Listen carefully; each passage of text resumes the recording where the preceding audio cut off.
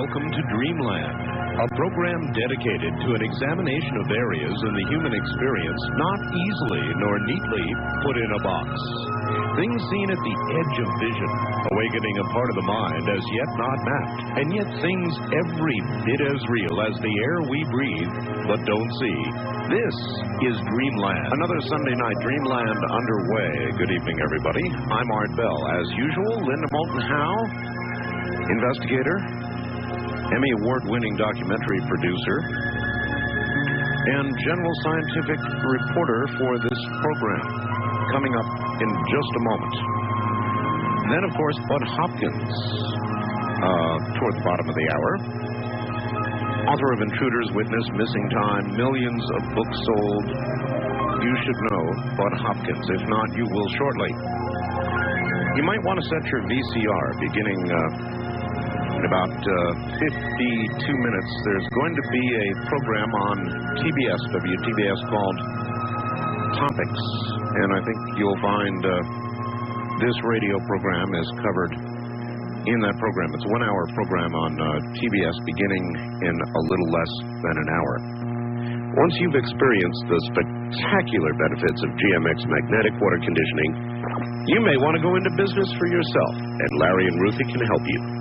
That's 1-800-406-0469. Tell them Art Bell told you to call. That's 1-800-406-0469. All right, from Philadelphia, Pennsylvania, with a very, very serious report this evening regarding the ongoing hysteria problem and more.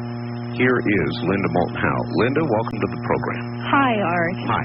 Well, the fish killed by the Hysteria dinoflagellate organism that I've been reporting about this summer in North Carolina have now apparently extended to the Pocomoke River in Maryland, which, if you will recall, last week and the week before when I was interviewing Dr. Joanne Burkholder and others, they were afraid that this was going to happen. Millions of fish have been dying in North Carolina rivers over the last 3 weeks, and now last Wednesday and Thursday in Maryland, thousands of dead fish with bleeding round lesions were found along a 5-mile stretch of the lower Pocomoke River near Shelltown, Maryland. Officials closed the Maryland waterway to swimmers and fishermen and have gathered fish and water samples to send to Dr. Joanne Burkholder in North Carolina and another research lab in Florida. 10 people who recently swam or fished in the Pocomoke have reported flu-like symptoms and open lesions on their bodies. The Hysteria organism has also been identified in Virginia rivers, and officials in that state have been asked to close the extreme eastern side of the river near the Pocomoke Sound in Virginia. And I'm going to keep updating that story, but my feature story tonight is the mystery of a tall primate-looking creature reported by several people near Okeechobee, Florida, in the Big Cypress National Preserve in the Everglades at the half of July. This is in an area near Okeechobee, Florida, in what is called the Big Cypress National Preserve. It's a big swampy area, as people who've been there know, and one witness who actually took a photograph of the Bigfoot creature was Vince Dorr. He is a respected fire chief in Okeechobee. He's worked there for 20 years. Mr. Dorr's photograph can be seen on the Naples Daily News internet website at www.naplesnews.com. It is a blow-up from his long photograph. He did a zoom on this creature. Now, Mr. Dorr, like many other eyewitnesses, prefers to caution that the sighting could be someone dressed up in a gorilla costume. However, when you listen to what the eyewitnesses say, it's hard to imagine anyone being able to survive such a costume in 100-degree heat and 3 feet of swamp water all day with mosquitoes for several days in July. One of the tour guide eyewitnesses was Steve Goodbread, who works for Pelican Tours in the Everglades. Around the same day in July that Vince Dorr took his photograph, Steve had 12 tourists in his van on Turner River Road at about 2:15 in the afternoon when the tourists spotted a tall primate creature. This is Steve Goodbread. People that were on the tour just happened to say, well, what's that? And I'm looking somewhere else. Like, what does it look like? Because I can't. And there's 12 sets of eyes looking all different directions. Right. I said, well, it's something big and black. And I said, well, it's probably a bear. We do have black bear down here, and I'm going to tell them about black bear. They get to be about 250 pounds and whatever. And a few seconds went by, and they're like, we got real hysterical. No, it's not, what is that? What is that? It doesn't look like a bear. So I kind of tried to get a better look, but I was looking across the canal and through the wood bushes of this thing, where some of the other tour guides actually got to see it on their side of the road. Mm-hmm. I thought it was not in clear view with me. And I couldn't really tell what it was. I couldn't tell if it was looking at me or looking away or whatever. I wasn't that close, but I just know it was big, black, seemed to be hairy, and seemed to be standing on its two legs. But I couldn't tell what size it was because looking through the trees, it appeared to be something around 6 foot tall. Mm-hmm. And I can probably say it definitely was not a bear, because it didn't have movement like a bear. How did it move? More or less side to side. It wasn't. I couldn't see it really take steps and walk, but it was moving back and forth through the bushes. There was a little bit of a clearing where you could kind of make out something a little bit, but most of the time it was behind enough bushes where I couldn't see the whole thing. And how long was it in view? Well, we probably sat there. Well, probably it seemed like forever, but probably 5 minutes. Okay.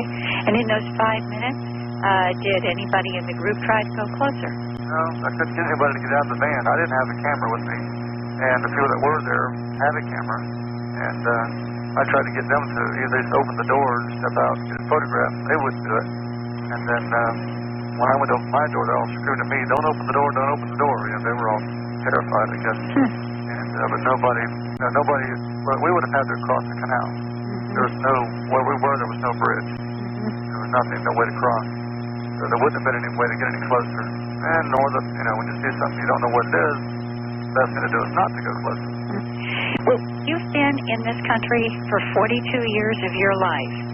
Intuitively, at your gut level, did you feel that you were looking at something that was some sort of a separate kind of creature? When I was initially sitting there, I was in awe of what was over there. I didn't think about it being something phony. It didn't appear to be phony. It appeared to be something over there, unique, something I couldn't explain.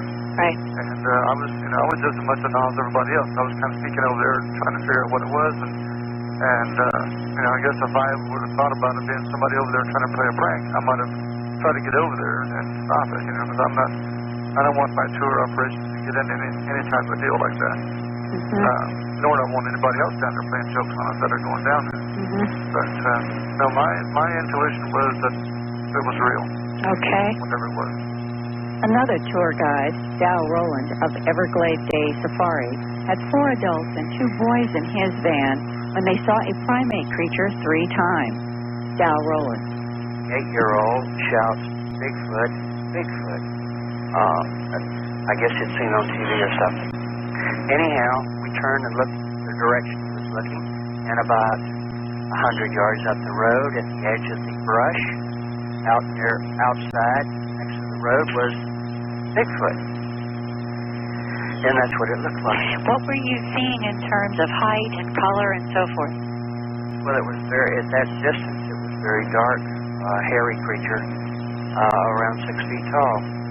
Could it have been 7 or 8 feet tall? Okay. So from your perspective, it was about 6 feet tall. And was it standing, moving? It was standing, looking in our direction, and it looked in the opposite direction, and it looked at us again and then ran into the swamp. And when it ran, how did it run? Kind of loped or a long gait. And when it turned to you a couple of times, could you see anything about its eyes or facial features? No.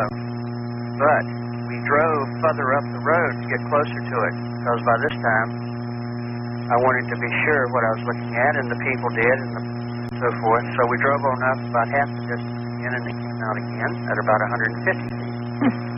And this time I could see the face and the front of the body, the back, and it turned around. The hair was long, dark brown hair, very full hair on the head, the neck, the arms, the something hanging down from the arms, and the chest was covered with hair. The face seemed to be clear, and it looked like a gorilla. And about how long do you think that the seven of you got to see it total front? Probably 3 or 4 seconds. Well, that's a good long time. And then what did it do then? It turned around and went back into the swamp. And did you get out and look to see if there were tracks there? I drove up to where it went into the swamp, took out my camera. By this time, I had forgot about the camera, looking at the creature, of course. When you're surprised like that, you don't do what you would expect you might do. Anyhow, I got out of the vehicle and went into the swamp where it had gone with my camera. I have a 300 millimeter lens on a Nikon. Mm-hmm. And I couldn't see it. And I didn't see any tracks. It was real brushy. And I stood around in the swamp for a little bit, hoping to get a shot of it with the camera. And the mosquitoes were so bad, I just couldn't bear it. So I got out of there. Mm-hmm. And got back in the van and waited a while. And nothing happened. It didn't come back out. And I drove off. And I got up the road about a quarter of a mile, looked in the rearview mirror, and there it was again. Standing alongside the road. Then the end of July, David Shealy, owner of the Florida Panther gift shop in Big Cypress Trail Lakes Campground, found 2 large 13.5-inch long primate-looking tracks and made plaster of Paris casts of them. And he found a chunk of reddish-brown hair on a tree.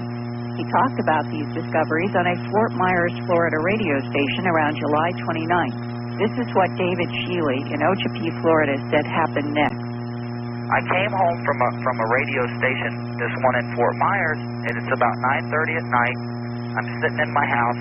I get a knock on my door, and there's 2 guys standing there dressed in black. And it's dark, and they got on sunglasses. And I'm thinking, oh, my God, what's going on? Normally out here, it's either a friend or somebody who's in trouble, but I knew this was different.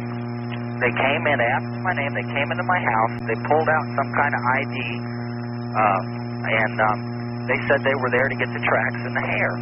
Well, I had left the tracks in my truck, and it was raining, and I didn't tell them that, but they said, well, what about the hair? Well, I look over at the table because the hair is sitting there in the open. And then they look over at it, and I said, well, it's right here. I mean, it was too late by then. Mm-hmm. And then the one pulls open his jacket, he grabs the hair out of my hand, pulls open his jacket. When he opens his jacket, I notice he's got on a big, like a belt with all kinds of bullets and clips and stuff. I'm not saying he had bullets. I'm saying it looked like it. There were like canisters on his belt. Definitely armed in some way. He was equipped. I don't know if you call it armed or not. He was equipped. Mm-hmm. And as he opened up his jacket and took the hair, what did he do with the hair? About halfway from his waist to his underarm, inside of his jacket, he had a long slit, and it was like a pocket. And it kind of just fell open when he opened his jacket, and he stuck it right in that pocket. Okay. And then what happened? What was said? They said, we're going to have this analyzed, and then we're going to come back and talk to you. And then they just turned around and walked out of my house. Did you go to the door to see what kind of vehicle they might have gotten in? I saw exactly what kind of car they were driving. After I heard them go out, I heard the car door close. I stuck my head out the door and looked. And it was a black Lexus or a Mercedes, kind of a sporty-looking car.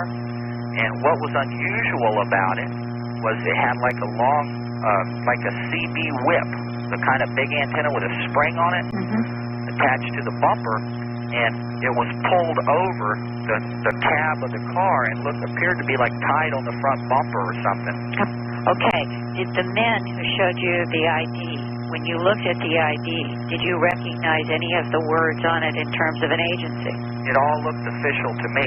The one had like a badge in his wallet, and the other one had a card.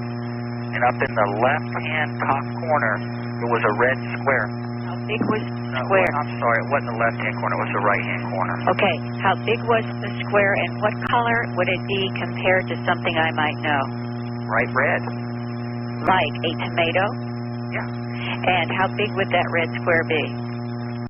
I would imagine it was anywhere, it was about a half an inch square. 1/2 inch square. Now, what else was on that card? It was a picture. It was a picture of a guy, but the guy in the picture didn't have on glasses. And it had some writing underneath of it. And there may have been some kind of seal, like kind of in it somehow, some kind of like a seal with a picture kind of on the seal. Did either one of them say to you, as they showed you identification, we are from? No. They said that they had questions they wanted to ask me.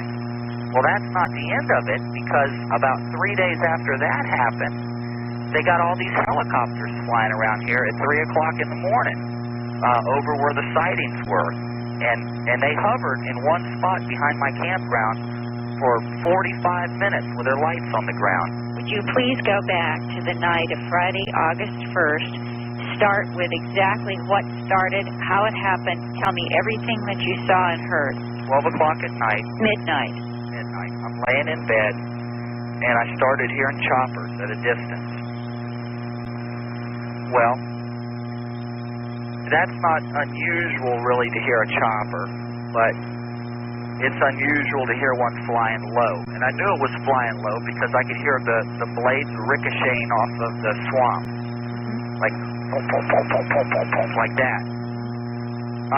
So, about 2 o'clock, I tried to go back to sleep, but it just kept getting louder and louder.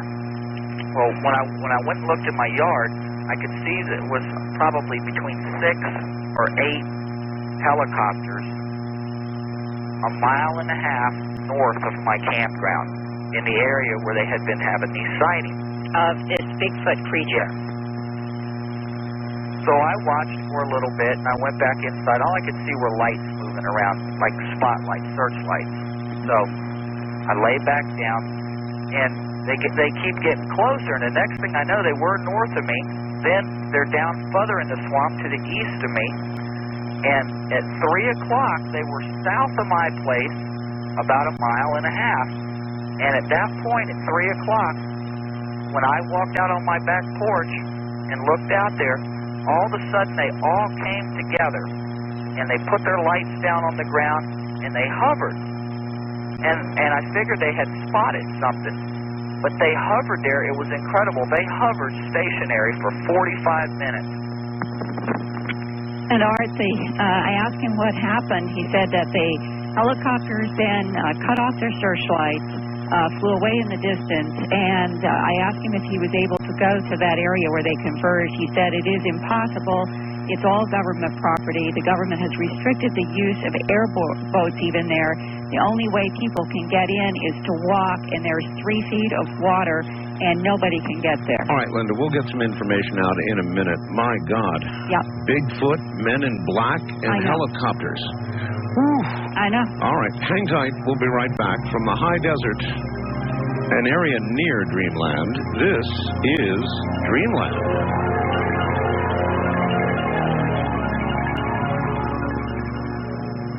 The Talk Station, AM 1500 KSTP.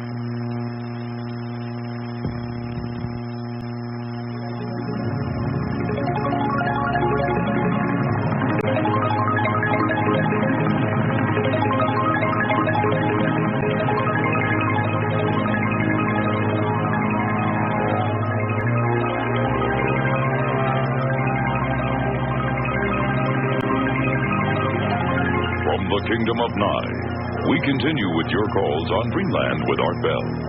Call Art now toll-free at 1-800-618-8255. 1-800-618-TALK.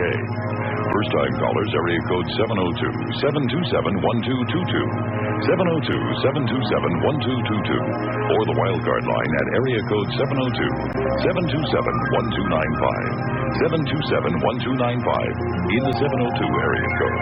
Now again, here's Art Bell. Once again, here I am. That's got to be a classic, absolute classic.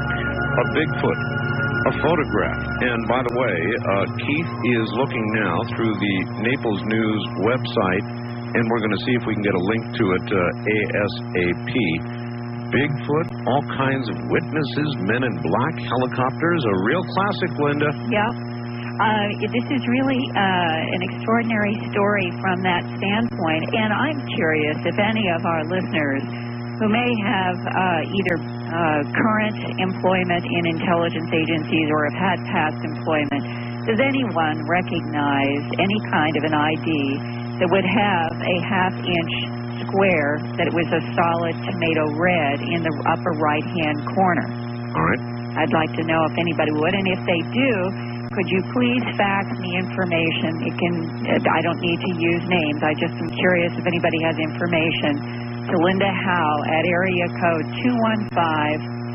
215-491-9842. Again, my fax is 215-491-9842. And for people who would prefer to correspond with me, it is Linda Howe, Howe, at Post Office Box 300, Jameson, Jamison, Pennsylvania, abbreviated PA, and the zip code is 18929.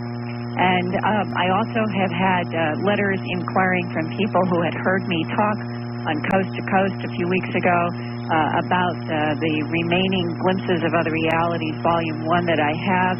That is still 300 images, mostly in 4-color, and that future editions may have to be more in black and white for cost.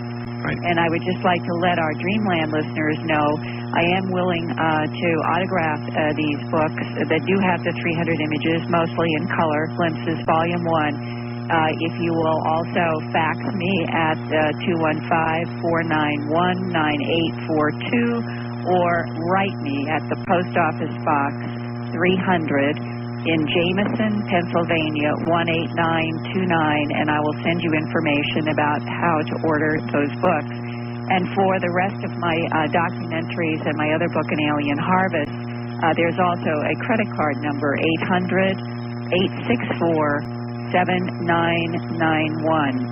And Art, I feel that the mysteries are enchanting to us to try to understand, but I am so concerned about what is happening in the world around us, from hysteria to fish kills to the fact that we may actually be pushing sharks and other fish in the seas into extinction, and I will be doing a story about that in upcoming Dreamland. We'll look for it. Linda, thank you very much. Next week from Philadelphia. All right. Take care. That's Linda Moulton Howe in Philadelphia.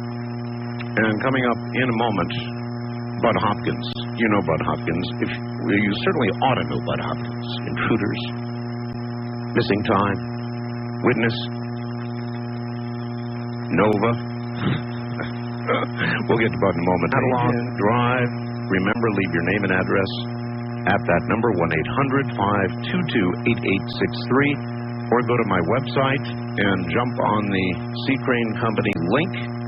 Leave your name and address there. A catalog will then be forthcoming. Are you overweight? Would you like to lose an average 8 to 10 pounds in the next month? We know that fiber helps sweep fat out of the digestive tract like a broom, reducing the amount of fat your body stores as excess weight. Well, let me tell you about a revolutionary fiber, chitosan. It's a natural fiber that comes from shellfish. It not only sweeps fat, but also absorbs up to 10 times more fat than other fibers. You can get this fiber in a formula called ChitoSlim. ChitoSlim is effective because you can lose weight without changing your eating habits. And there are no stimulants. It's a gentle, effective way to lose excess weight. Here's the special offer. When you order a 90-day supply of ChitoSlim, you'll get an antioxidant moisturizing cream absolutely free. Call 1-800-557-4627. It's guaranteed to work or your money back, and it's not available in stores. So call 1-800-557-4627. That's 1-800-557-4627. You've got nothing to lose but the fat. Well, all right, I said half in jest, Nova, when I mentioned the various things that Bud has done, or has been things that have been done to Bud Hopkins, who's coming up in just a moment. I had a very similar occurrence, and it's going to launch this discussion, I suspect, about media, about debunking and all the rest of it. There's a fellow named Cal Korff, K-O-R-F-F, who went on another syndicated radio program, had a lot to say about me that was utterly and totally false and slanderous, and we have brought closure to that matter, and we have done so in the following way. This occurred Thursday night, Friday morning, I think it was, on Coast, and I want you to hear what occurred. Here it is. All right. For those of you not familiar with what is to follow, you may check my website, and you will find audio files of the words said by Mr. Cal Korff on the Sightings program, a syndicated radio program that can be heard. I pretty well covered it last night, and as you know, I was very, very angry. I believe that we have with us tonight Mr. Cal Korff. Cal, are you there? Yes, sir. Okay, Cal, I was really, really angry at you last night. My anger is somewhat abated at this moment, but I believe you've got something you want to say. Yes. Everything I said about Mr. Art Bell was completely untrue and false. I retract everything entirely and further apologize to not only Mr. Bell, but the CBC radio network and the affiliates mentioned, KFYI in Phoenix, Como, and KVI in Seattle. So your words about me and what I allegedly said were totally false. Yes, there's no evidence at all. None of it held up, and you deserve an apology, Mr. Bell. All right, thank you. I want to say something to you, and it is the following. Words, Mr. Korff, really do have consequences in ufology. Something we're both interested in. We've got room for all sorts of people, believers, skeptics, even debunkers like yourself. However, if the goal of our debate is the truth, then the reckless disregard for it harms all of us. So please, I would only ask this. The next time you decide to debate with statements of something you call facts, make damn sure that you know them to be facts and not slanderous lies. This method generally effectively prevents embarrassing retractions of the sort you just had to make. I really do wish you luck in your future endeavors. All right, and that was it. And that effectively for now ends it. There was a very, very similar situation that developed between Bud Hopkins and a NOVA program. Bud, welcome to the program. Glad to be with you, Art. It seems like a good moment, Bud. We're going to certainly talk a lot about the abduction business tonight. But I remember just prior to the airing of a NOVA show, that ostensibly they came to you and they were going to do a show, a good one on abductions, and it turned out to be something entirely different, something you did not expect. You want to tell that story briefly? Well, the general respect that people have for NOVA, of course, led me to feel that I could get at least a fair hearing. And when I spoke originally to Denise Diani, who was the producer, I said, I don't expect you to endorse the idea that UFO abductions are literally taking place in the real world, because I know that's not their position. But I said what I do expect, at the very minimum, is for the program to state that there is a mystery. After all of the theories have been expounded upon and applied and so on, that still cases are not explained and a mystery results. I said that's the least. And of course, I don't think anyone could look at the phenomenon with any kind of an open mind and not agree with that statement. Right. And so that was my understanding. I also pointed out that I wanted to stay with cases that hypnosis was not involved in, simply because that's the method of choice of attack by the debunkers on the abduction phenomenon. False memory syndrome, that kind of thing. Yeah, even though hypnosis is not essential in many cases, and of course everybody remembers some of it, if not all of it, in various abduction experiences. So it's always been a false issue. But anyway, I said let's stay away from that. And I was led to believe that this was going to be an objective look, which would admit finally that there are some unknowns about the phenomenon. Even the Air Force has been in doubt about its sightings years ago. Sure. But what happened was this was a deliberate attempt to discredit me, and I was being, in effect, set up. Now, if you spend, as you know yourself, if you spend 2 or 3 days with a television crew, and there's no way that they can't clip and snip and edit and present by their innuendos that they tack on as comments afterwards, that they can't create a completely misleading impression. And this is what they did. Hours and days turn into minutes of what they want. Oh, yeah, just a few minutes. Now, one of the things which was extremely interesting was I said, why don't you follow me into a new case? And I don't know what to make of the case either. I just know what has been reported to me, and it was a family in Florida. And we went down to Florida to look into the case, and I met the principals in this family, a man and his wife and 2 very young children, at the same time that the Nova people met them. At any rate, this is the kind of situation that happened.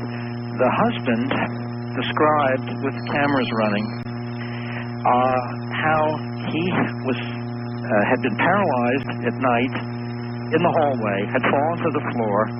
He actually lay down on the floor. And this man is a very respected mid-level executive at a very big company with a lot at stake to allow himself to be filmed. He lay down on the floor in the hallway, showing exactly where he was with the cameras running.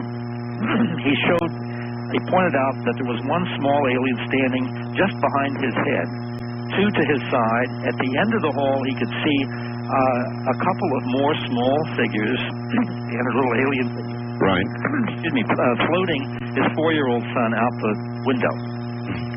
He explained how, as he was lying there in anguish, trying to move, he was trying to move, to break loose, to protect his child, to bang his knee against the wall, because his wife was on the other side of the wall in the bedroom, and couldn't move, and how terrifying and upsetting this was to him.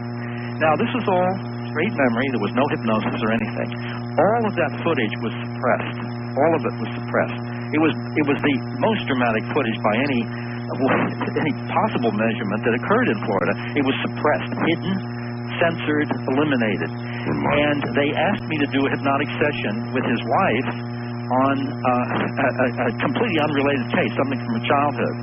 I did the hypnosis. They censored it in such a way to make it look as if I was leading the woman, which I absolutely, there's no possible way to watch the entire session and think that for a second she was being led.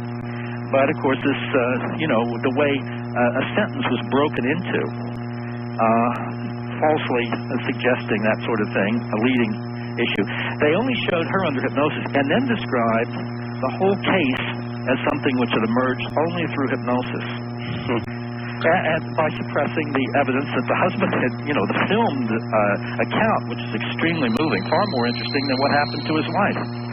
And, of course, the sneering voice said, Hopkins listened to her, to their, their suggestions, and under hypnosis came to believe that this thing had really happened when obviously it hadn't, or something. I don't know how they phrased it. But anyway, I was made to look like a fool, believing something that, of course, from the evidence that they presented, I would have been a fool to believe an abduction had happened based on the evidence that they allowed the audience to see.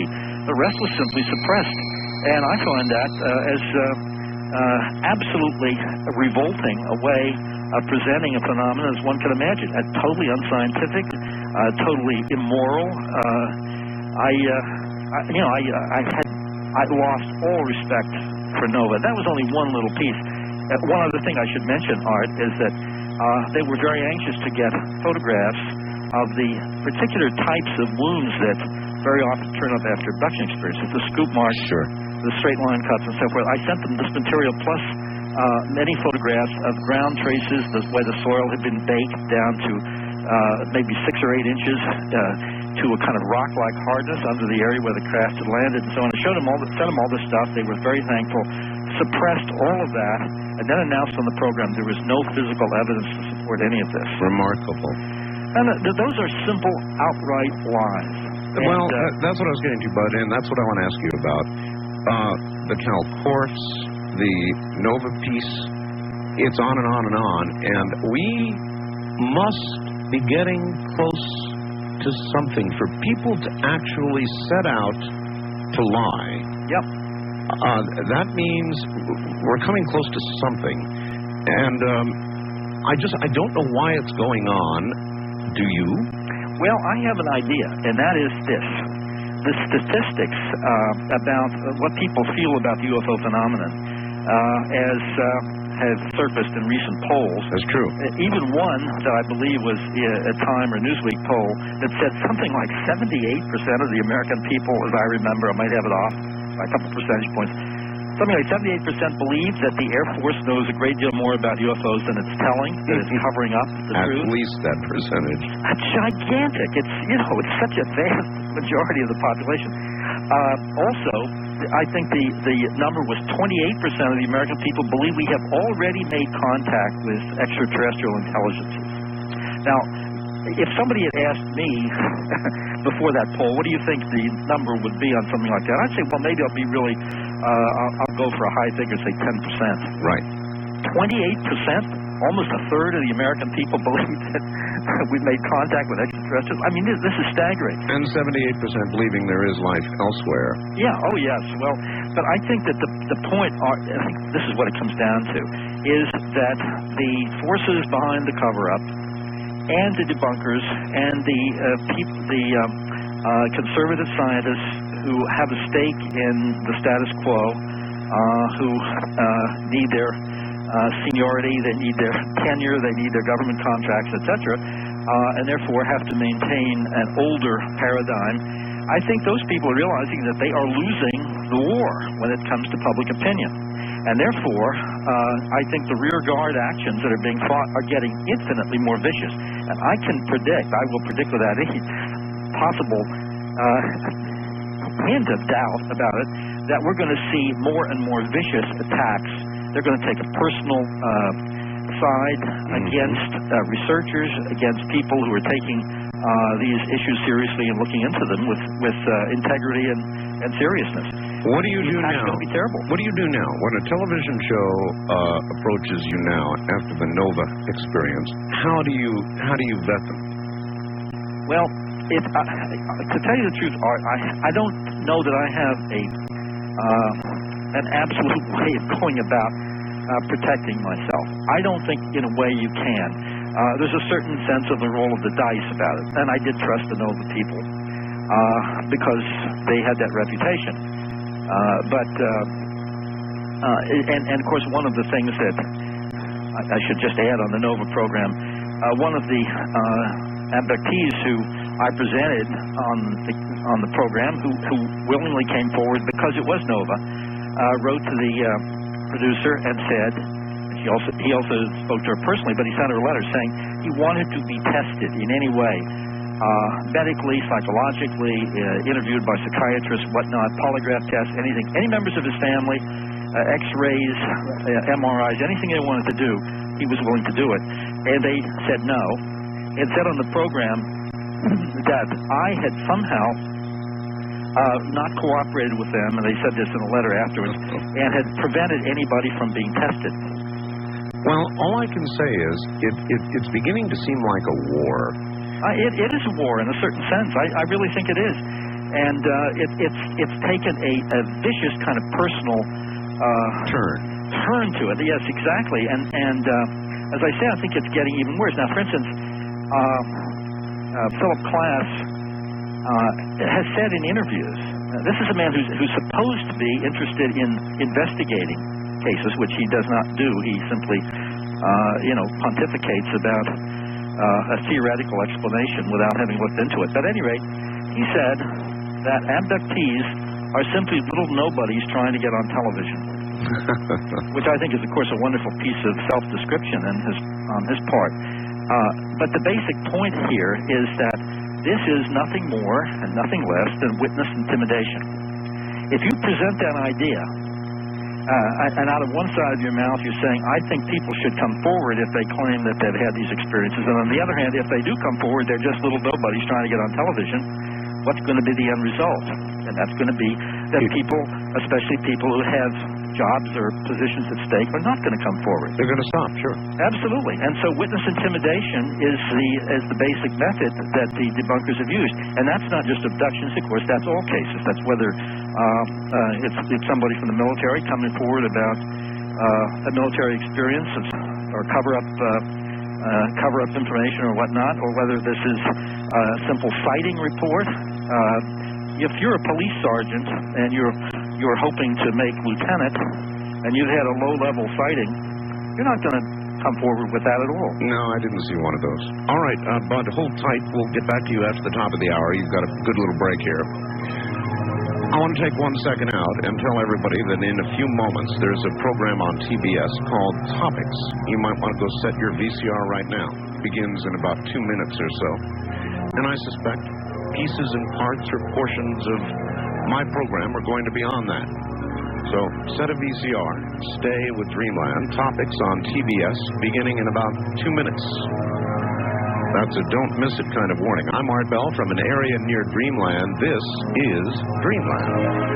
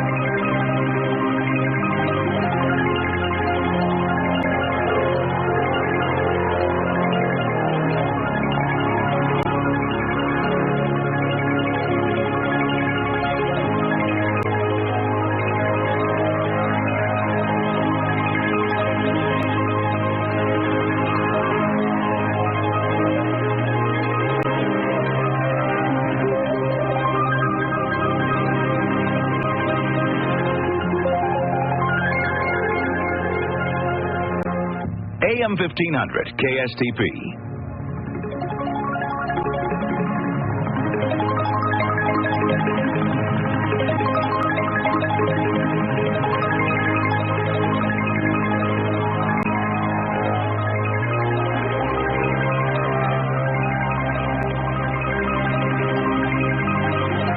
From the Kingdom of Nine, you're hearing Dreamland with Art Bell. To participate in the program, call toll-free 1-800-618-8255. 1-800-618-8255. First-time callers, area code 702-727-1222. Or the wildcard line at 702-727-1295. This is the CBC Radio Network. That's what it is. I'm Art Bell. My guest is Bud Hopkins, and he'll be back in a moment. Well, we've searched the Naples News website with no luck. If anybody out there has that particular photograph of Bigfoot, I would really appreciate it if you would send it to me at artbell@aol.com or my diligent webmaster, Keith Rowland, at Keith R, that's KEITHR, all lowercase, at primenet.com. We're trying to get hold of that photograph. Smart. Well, I guess you know when you're getting close because they begin coming after you, as they have come after me, as they have come after Bud Hopkins, and as I guess the whole thing is going to escalate. But, Bud, let's turn away from this stupid war that's going on, and let's talk about what's really going on and what's really important. And you, last time you were on the program, I'm trying to remember when it was. It was during the Roswell... During the Roswell business, you told me the story of Witnessed, and how I missed that, I don't know, but it's got to be one of the best documented in all history. Would you be willing? Yeah, would you be willing to tell that again? I certainly will. But just one final statement on what we were talking about, and that is, Art, I think that the effectiveness of people like you and me and Linda and a number of other people in presenting this material, presenting the idea that the evidence exists and had better darn well be looked at and taken seriously, that the UFO phenomenon is a real phenomenon which is altering our basic understanding of the entire universe.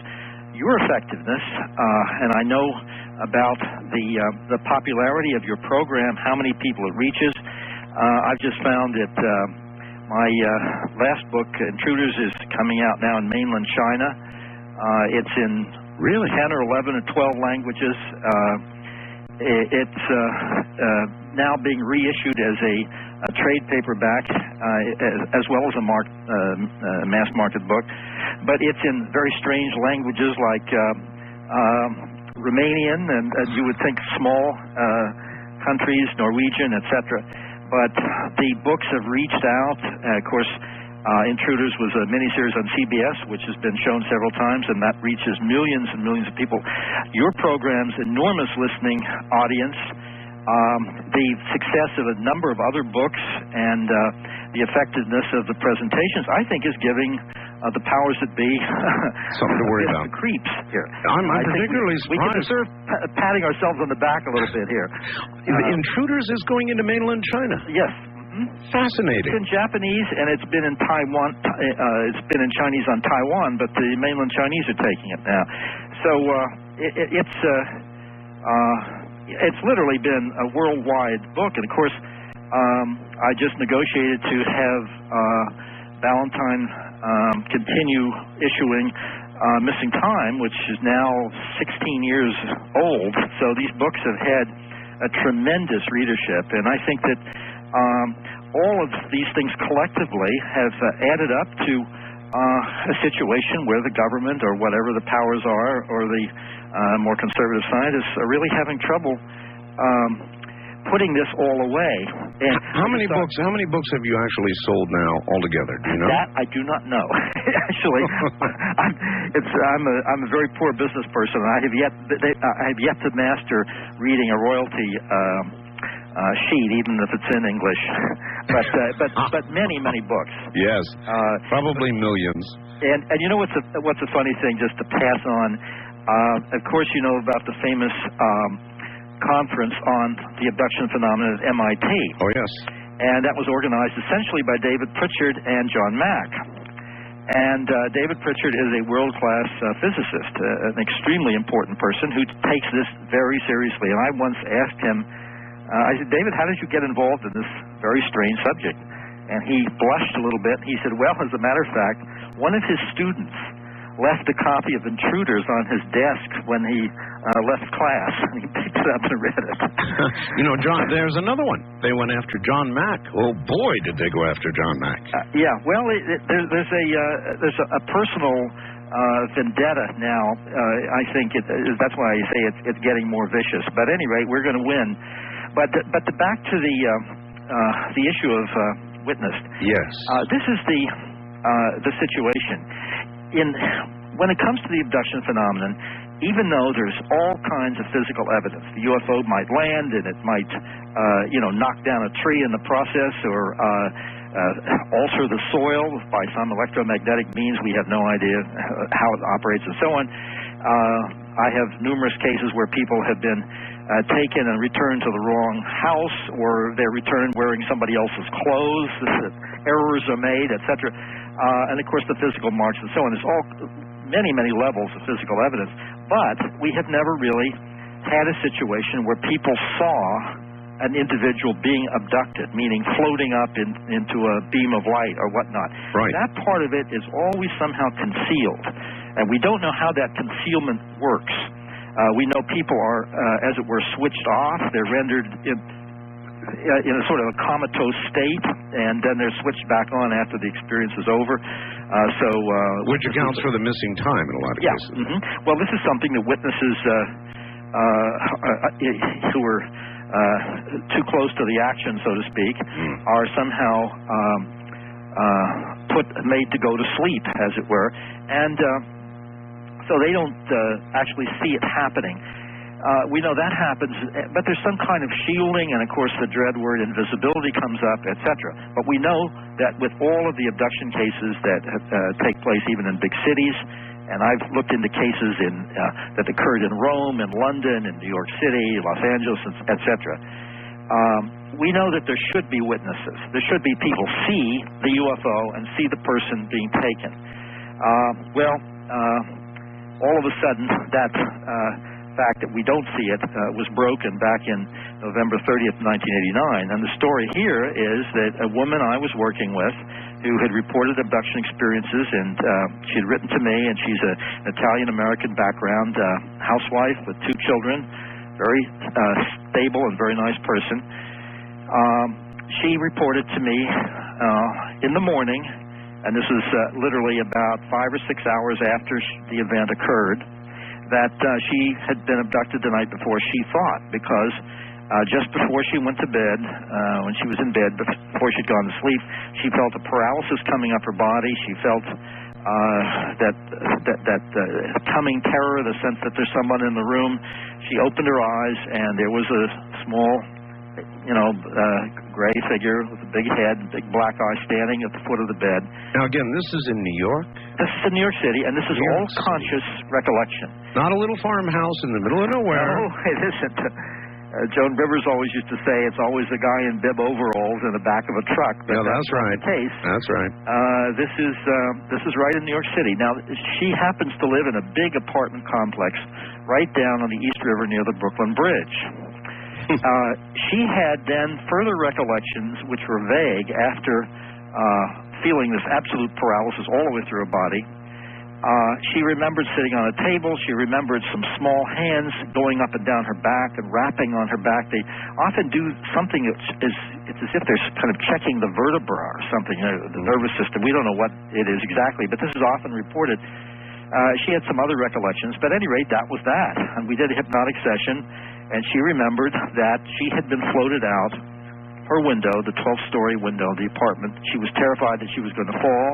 She was lifted up in a blue-white beam of light and taken up into the craft, and these various things happened there, and then she was returned.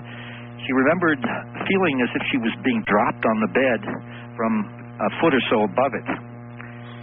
And this is really one of the touching aspects of it. This is really somewhat peripheral, but she was immediately terrified for her children, 2 little boys, because knowing that this had happened to her, what was going to happen to them. She rushed into their bedroom, and she couldn't rouse either one of them.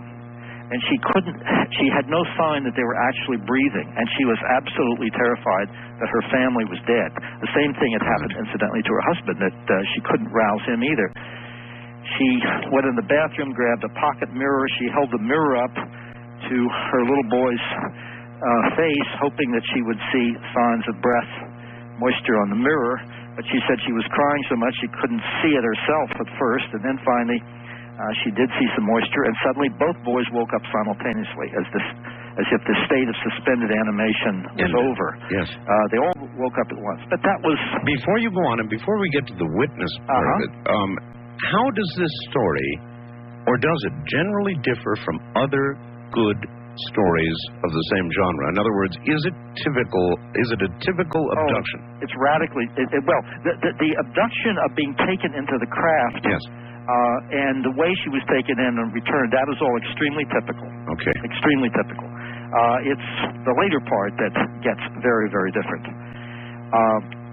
What happened was we did the hypnotic session. That was very early in December of '89. And then in '91, in February, I received a letter, probably the most remarkable letter I've ever received, from 2 men representing themselves as police officers, saying, "Mr. Hopkins, we cannot live with ourselves any longer without telling somebody," and described the fact that back in late November 1989, they described where they were parked in their car, and they saw a UFO above this large apartment building. The address was, of course, right next to her apartment building, and they saw all of the lights go on in this craft. And one of the men later said it was like the most brilliant light show he'd ever seen. Now, that's not the way you go about something in a covert, hidden way. You don't put on a light show. Of course not. And then they saw this blue-white beam of light shine out of the bottom of the craft, and a woman and 3 small alien figures rolled up in a somewhat of a fetal position, came rolling out the 12th-story window in midair. 2 policemen. They turned out not to be policemen, but government security intelligence agents. They told me they were policemen at first, but they ultimately, I think, were trying to see whether they could trust me or what I would do with this and so forth. So over the ensuing next 3 years, they gave me more information, and I have established a rather cordial relationship with one of the men, even though we had never actually physically met. We have maintained this relationship through audio tapes that he sent me and many letters. I take it they have ongoing employment. Yes, they are high-level security intelligence agents. And to tell you how high-level they are,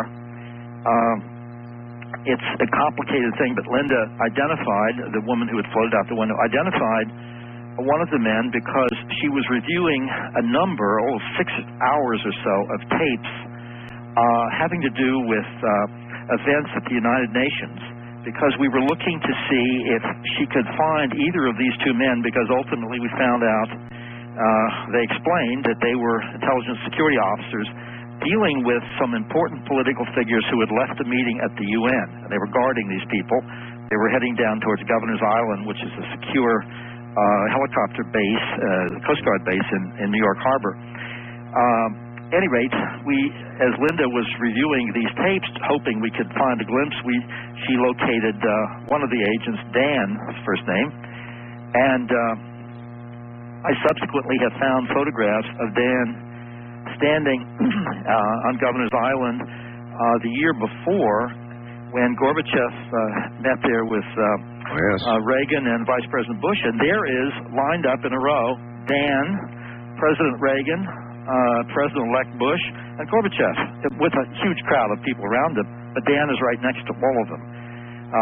On the tape, we see him actually opening the door for Gorbachev's car, obviously operating as an extremely high-level security agent, security intelligence agent.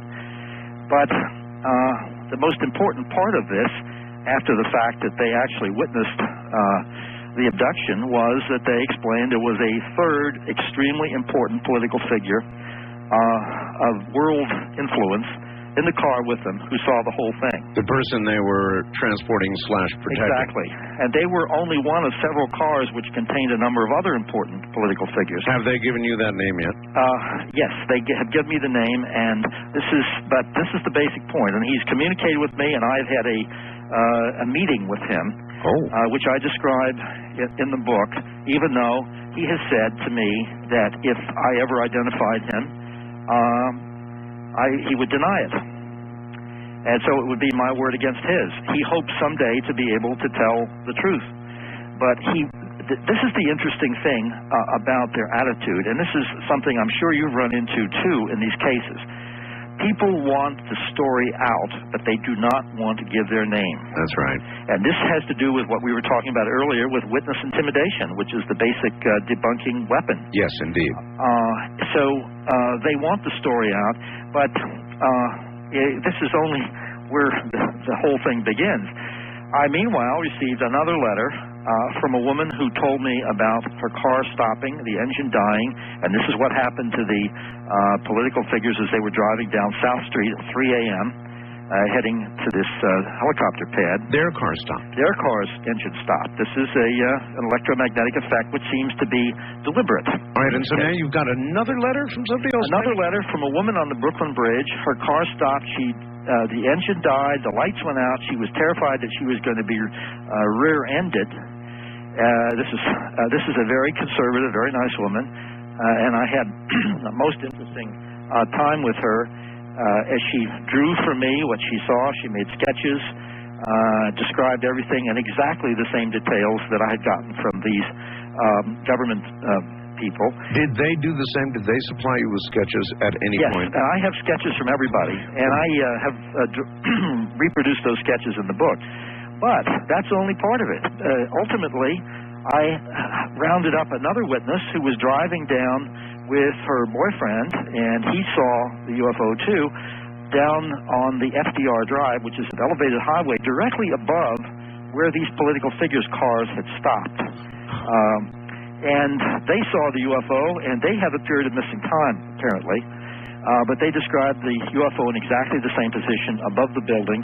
I have somebody uptown, up higher up in Manhattan, who was having an abduction experience that night, who saw that while she was being taken into a UFO at her location, she saw this orange-red UFO downtown in the area of Linda's building.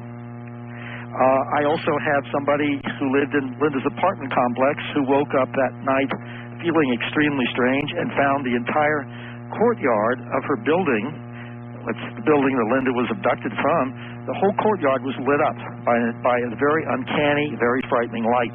She said she would never sleep. She had her husband actually move the bed away from the window. She was afraid after that, not knowing, of course, what had happened to anybody. She didn't want to ever be near that window again. I can understand that. All right, Bud, hold tight. We're at the bottom of the hour. My guest is Bud Hopkins. You're hearing the witnessed story. It is absolutely remarkable. Perhaps Nova should have done a bit on that. What do you think? I'm Art Bell from the high desert near Dreamland. This is Dreamland.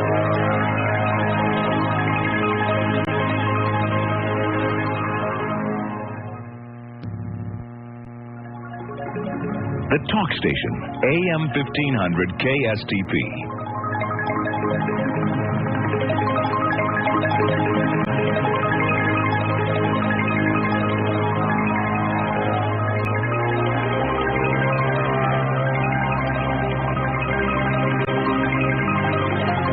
From the Kingdom of Nye, we continue with your calls on Dreamland with Art Bell. Call Art now toll-free at 1-800-618-8255. 1-800-618-TALK. First-time callers, area code 702-727-1222. 702-727-1222. Or the wildcard line at area code 702-727-1295. 727-1295 in the 702 area code. Now again, here's Art Bell. Once again, here I am, pretty weird, competing with yourself. I just went in and watched myself on Topics for a moment, running on TBS right now.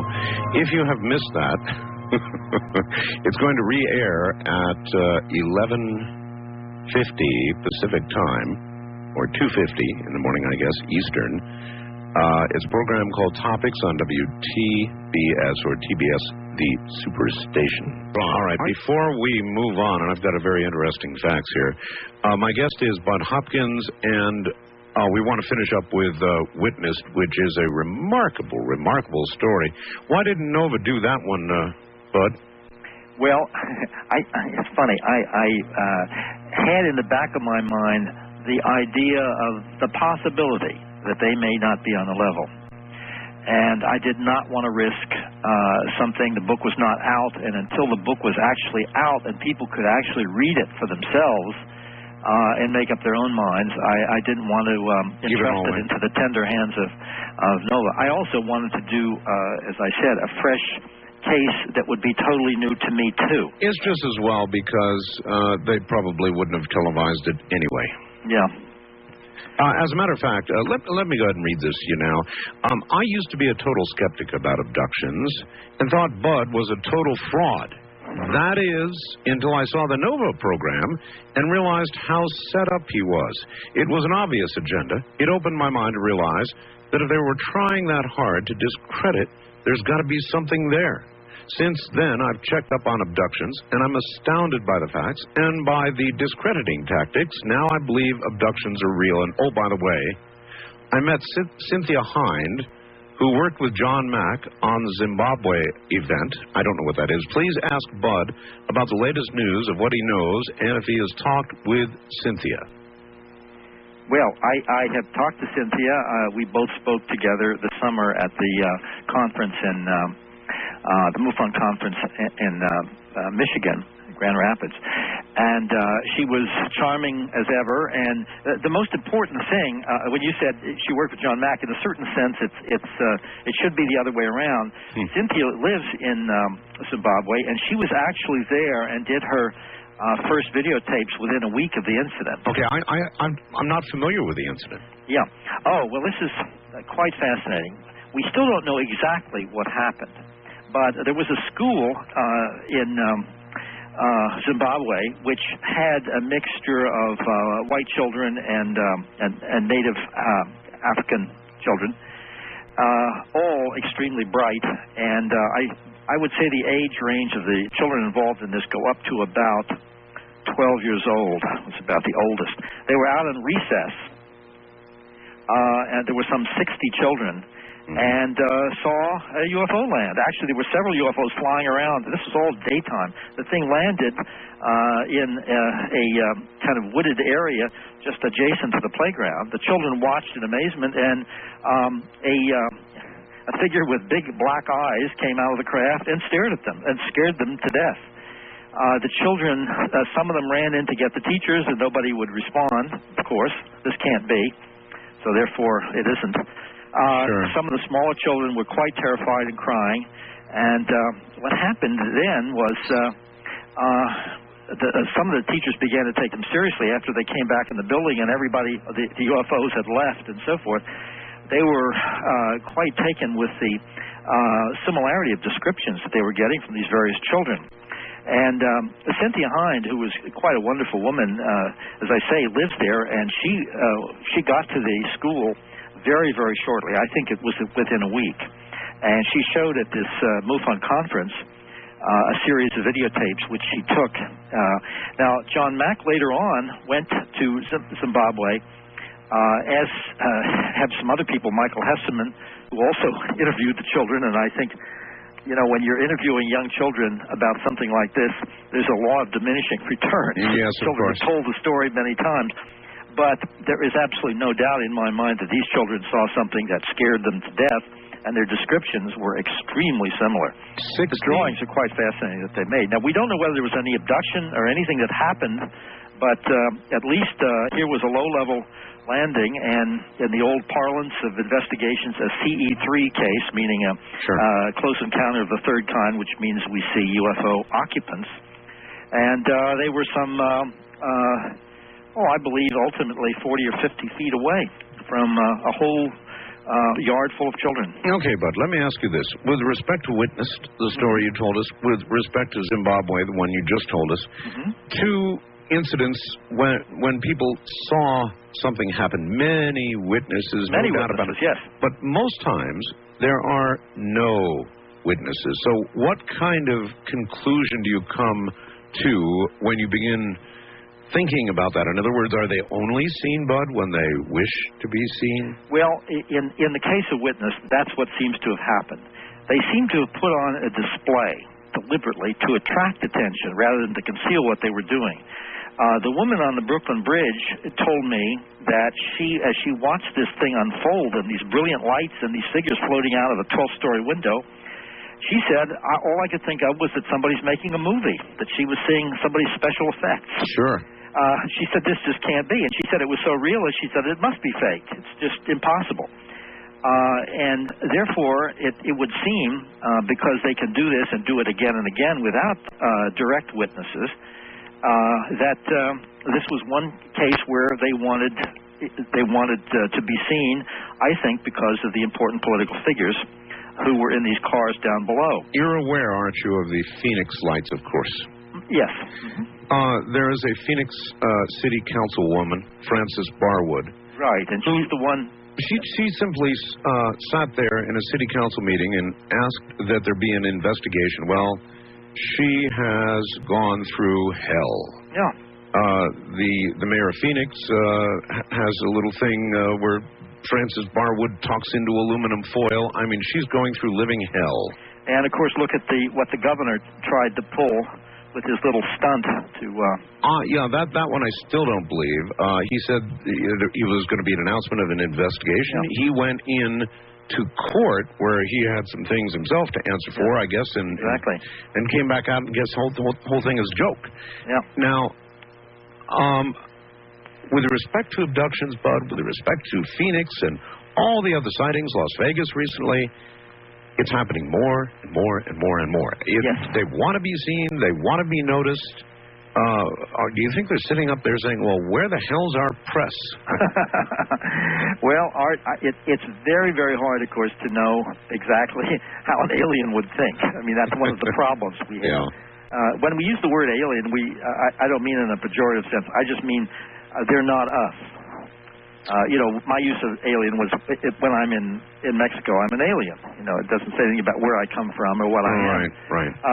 But they are different. They are not us. And so how their minds work and what their ultimate goals are, we do not know. But it would certainly seem, in terms of the effects that these events have had, and that's the Phoenix lights, just as an example, showing up over a city. If in fact this is a legitimate UFO sighting, I know there's this recent theory about flares. The flare business, but at any rate... I don't think so, Bud. It was I agree. 106-minute event. I know. Flares last 5 minutes. Those are remarkable flares.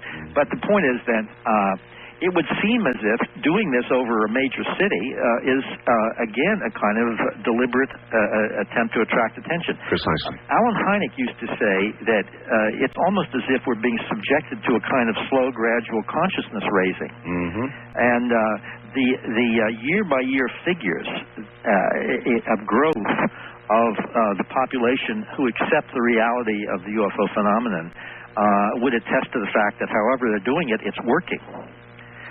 More and more people are taking this seriously and understanding it. And I think that when we get to some of the attacks on some of these people, like the councilwoman that you just referred to, and for that matter, attacks on you, attacks on me, and others, I think that part of it has to do with a tremendous uneasiness on the parts of the people doing the attacking. This really undercuts everything.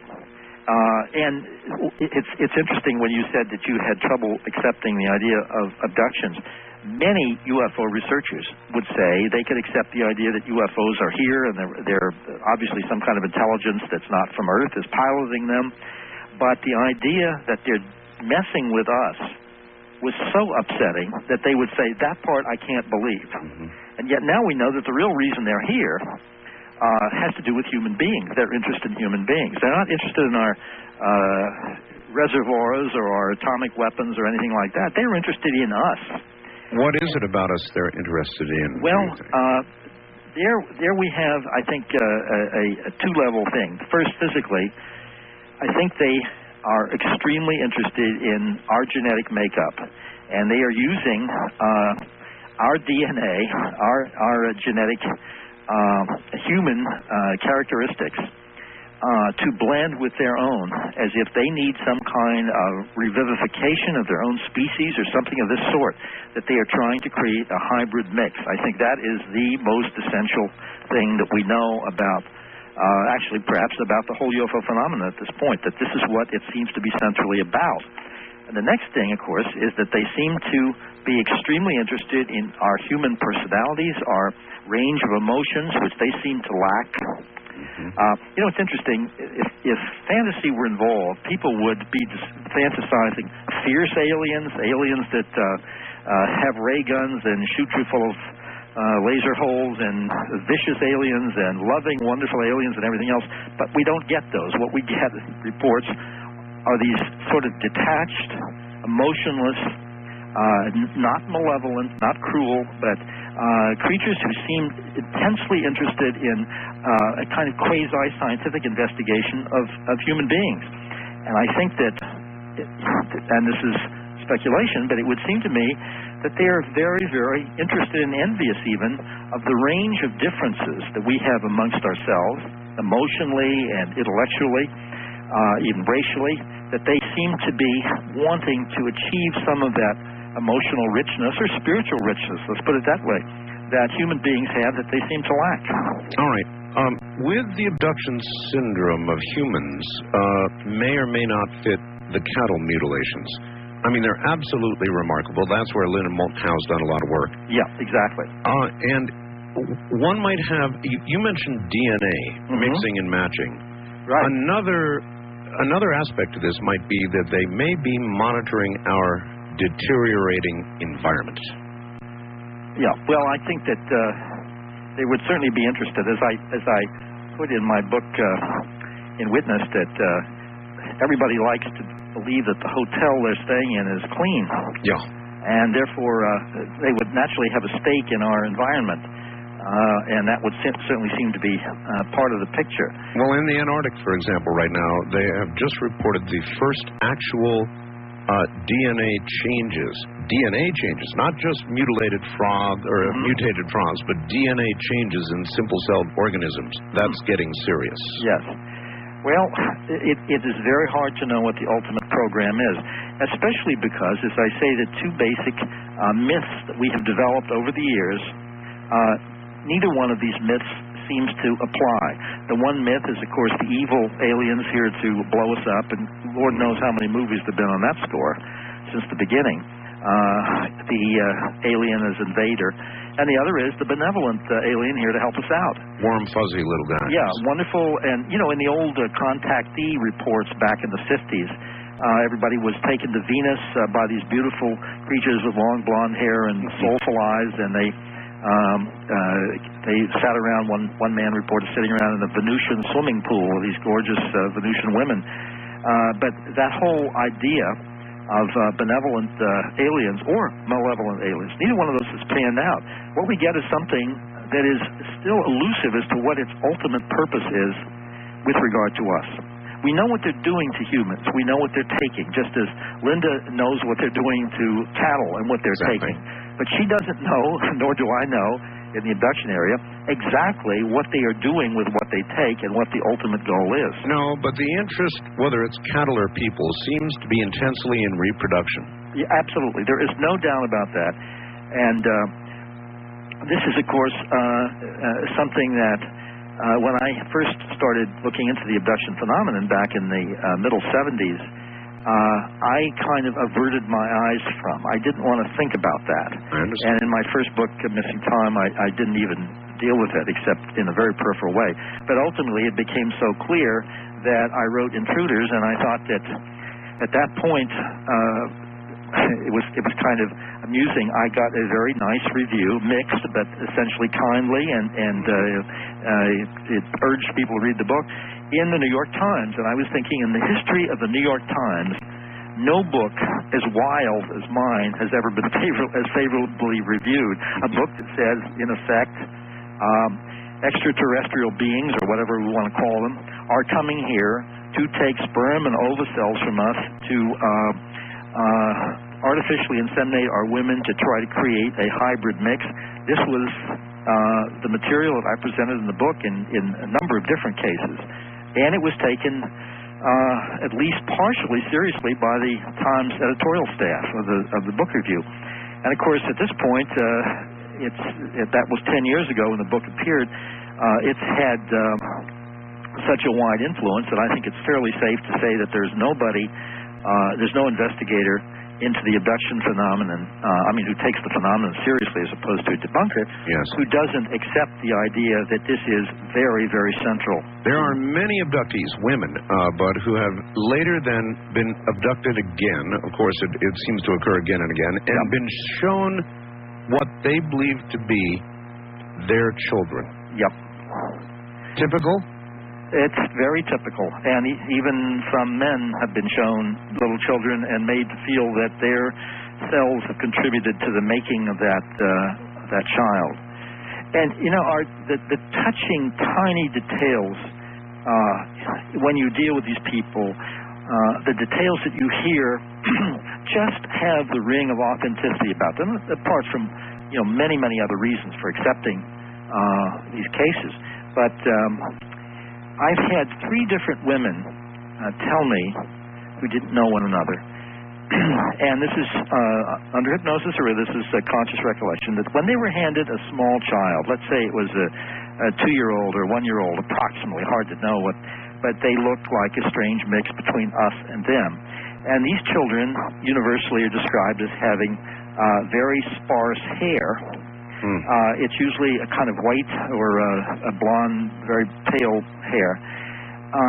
When they have been handed these babies, 3 different women have said to me, the baby's hair is all standing up.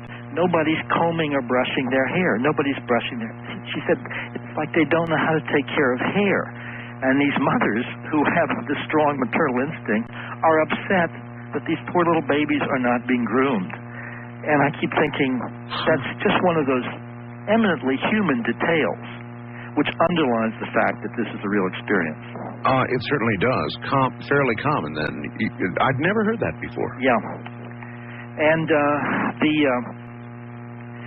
now, this is the other thing about the what I call the presentation scene, where the putative parent is handed the baby or the child that is extremely interesting, too, and touching, is that the aliens seem to believe that humans have some emotional or magical ability in their own touch, in the human touch. Well, we do. We do, exactly. But they want us to hold these babies, and the implication is, and they have even said it, that you will give this baby strength.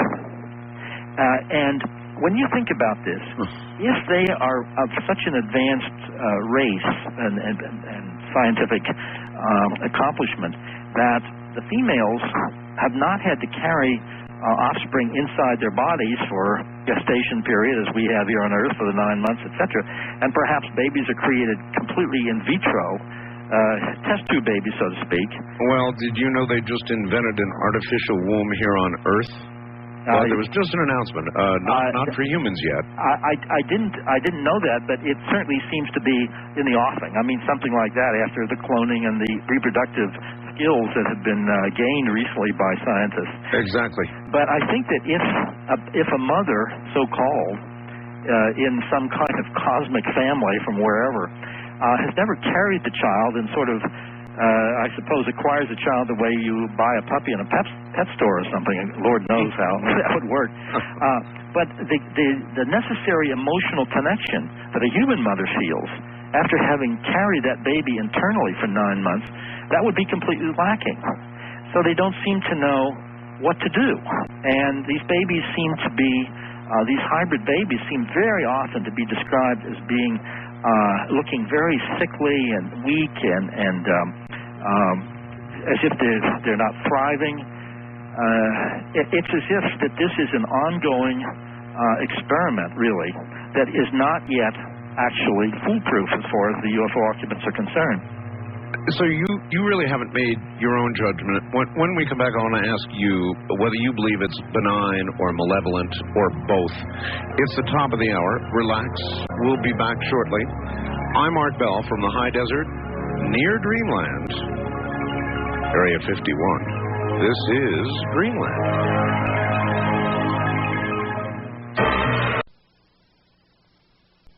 727-1222 or the wildcard line at 702-727-1295. This is the CBC Radio Network. Well, all right. We are going to get the lines open for Bud Hopkins here momentarily.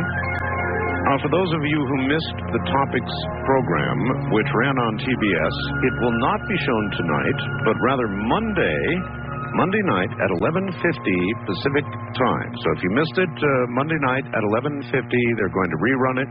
That would be 2:50 in the morning Eastern, and I'll get an opportunity, obviously, to remind my audience tomorrow night of that fact. Anyway, back to Bud shortly. All right, I'm going to put you together with Bud Hopkins in just a moment. The only number not given in the group of numbers which will let you reach us is the East of the Rockies line. Anywhere east of the Rockies, it's 1-800-825-5033. That's 1-800-825-5033. What? Back now to Bud Hopkins. And Bud, I guess we should retrace here because I just got the following from Brian. Art, I've been listening to the show and thus far I haven't heard Bud tell the listeners what the lady of the sand said to the important political figure.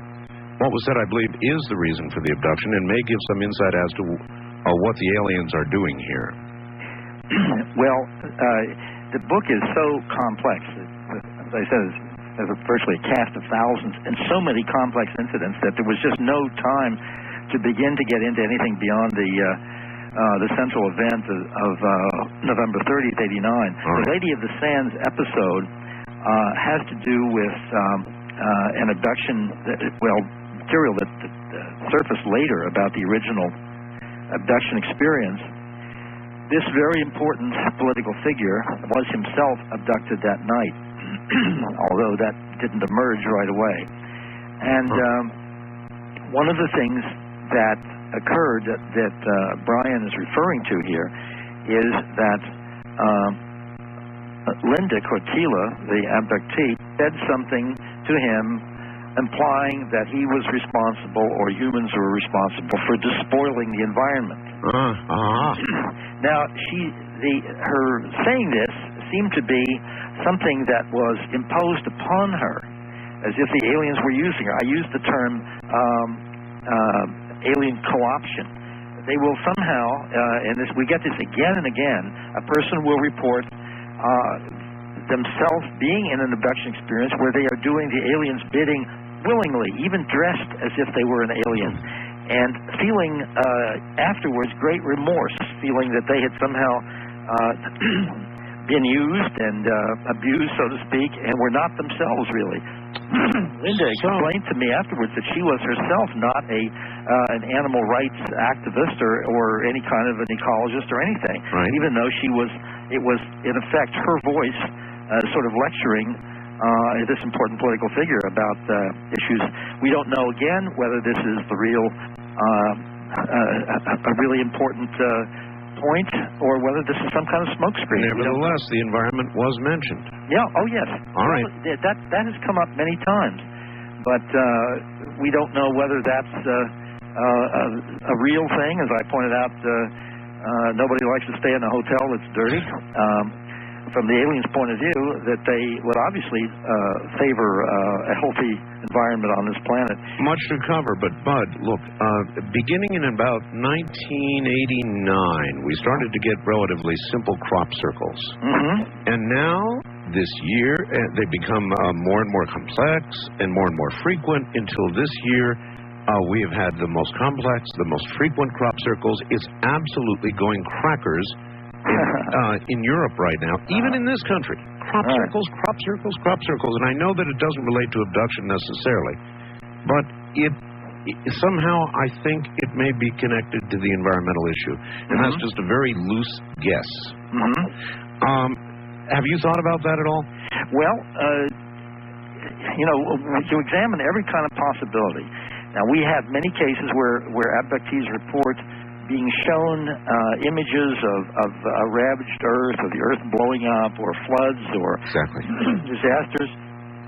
We don't know whether, in fact, this is a warning of the future, or this is some kind of projective test to see exactly what kind of loyalty we owe our own planet, how we would feel if such things might happen. We don't really know what this means. What I feel we really need is some kind of guidance. As I've said a number of times before, just getting warnings about ecological problems, we can get that from reading the New York Times or going to a lecture at MIT or something. Or the results of the NASA shuttle flight that's up there right now. Earlier in the program, we talked about, or before the top of the hour, benign or malevolent. Here's a fact. Art, I've been to Bud's webpage. I've read some of his theories of why E.T. is kidnapping humans, and bottom line, if I were to witness a kidnapping and not rendered motionless myself, I'd attempt to murder as many of those ETs as possible while yelling, "Don't worry, I'm not going to harm you," and see if they get the point to respect us or die. Read this to Bud; he'll get the point. Well, the basic issue is that the person undergoing the abduction experience does not feel like he or she is dealing with bloodthirsty enemies bent on harming him or her. That just doesn't come through. We don't get the sense that people feel these are enemies. On the other hand, as I have said many times, we don't get the feeling that they're here to help us either. And I think the most important point here to make about all of this is that They seem to be doing their thing for their reasons, and those reasons might ultimately turn out to be extremely dangerous and damaging to us. We don't really know. I mean, they may take over the planet, or in fact, they may finally close up the hole in the ozone layer and teach us how to keep a cleaner house. To clean the house. We don't really know. Well, I was going to say, Bud, that I'm sure the black men at Tuskegee thought they were getting good care, too. Yeah. Oh, yeah. Well, exactly. That was one of the most horrendous episodes that I can think of in American medical history. But really horrible to think about. But the point is inescapable. It's inescapable that what they are doing is causing great harm to the abductees, psychologically. Right. If I might, let's bring on some people. First-time caller line, you're on the air with Bud Hopkins. Hi. Hi there. Where are you? I'm calling from San Francisco. Okay. Bud, I just wanted to relate an experience of mine because I don't hear too often about these types of experiences. You've mentioned in the 1950s there were tall blonde beings that people were saying were from Venus. That happened not that often. Well, I've had dreams for years where I've seen these tall blonde beings, and it's not as glamorous as those experiences in the 50s, but it's more like a classroom situation that I'm in. And sometimes there have been examinations and healings, and for the most part, they seem very kind and compassionate, and I don't feel like I'm being abducted. So I just wanted to relate that to you because I don't talk about it that often. Well, ma'am, you said dream. What makes you think you are being abducted, and how do you delineate between a dream and a real event? Well, because the thing is, when I'm there, I feel like I'm really there, and I know I'm really there. It's just that when I wake up in the morning and I'm in my apartment, I think, wait a minute, this was a dream. All right, Bud, that's a good question. How do you delineate between the real event and a dream? Is it possible that would hypnosis, for example, yield back details of a dream as though it was a real thing? Well, there are many criteria to help you decide whether something is a dream or not.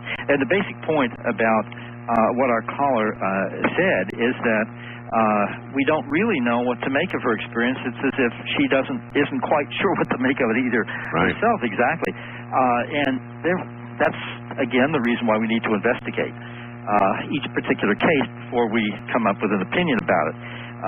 At least from the point of view of us who are doing the investigations. But in terms of deciding whether something is a dream, these are the things I tell people ordinarily.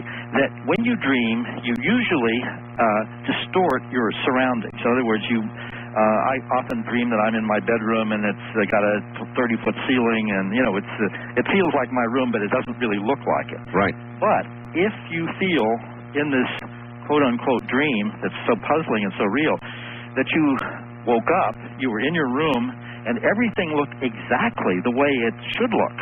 You see the digital clock, you see your bedroom slippers or whatever it is, then that probably is not a dream.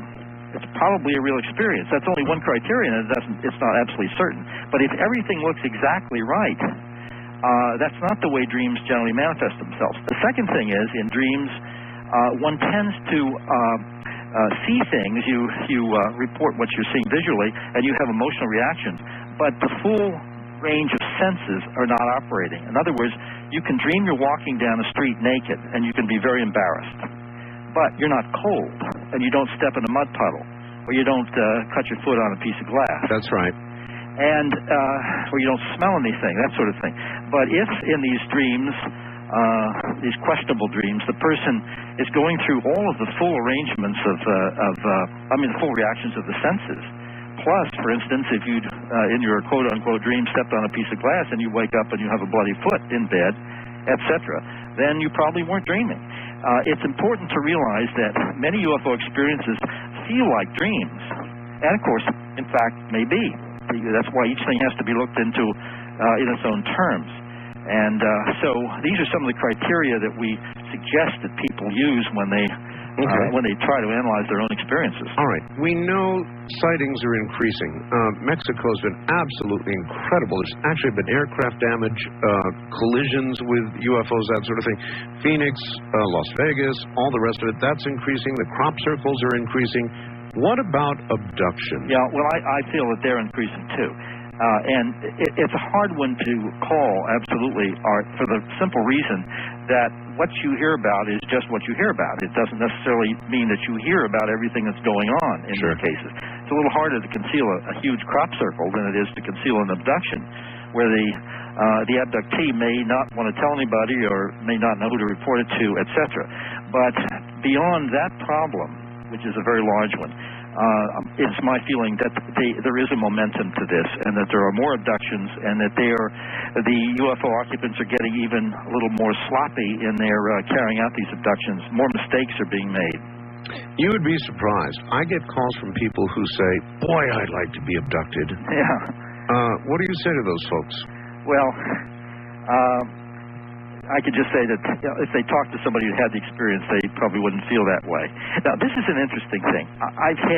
This is a very subtle point, but I've had people say, well, even though I was terrified and I went through the mill with these experiences, and I've had some physical after effects that were unpleasant, etc. Still, in some level, my horizons have been expanded. That's unmistakable.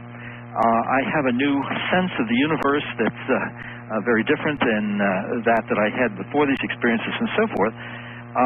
So on some level, it's had positive aspects, which is, of course, I think quite true with a lot of people. But I have never met a single abductee who, when I asked him, would you want your child to go through this, who ever said yes. Exactly. Wildcard Line, you're on the air with Bud Hopkins. Hi. Good evening, Art. Good evening. This is maybe a little off the topic. Colonel Corso, when he was on your show, and I just remember fleeting references to this, and you may be able to fill in more detail. Okay. He referred to hostile acts in the air, I believe it was in the air, by alien spacecraft. Does this register at all with anything Bud knows about? He asked about what in the air? Hostile acts in the air? Hostile acts in the air. Yeah, he said there had been some hostilities from the aliens, which was one reason for secrecy. Yep. Well, I'll give you a response, and then Bud will. I would say that what our government cannot control and does not understand, it will not admit exists. That's just a quick one from me.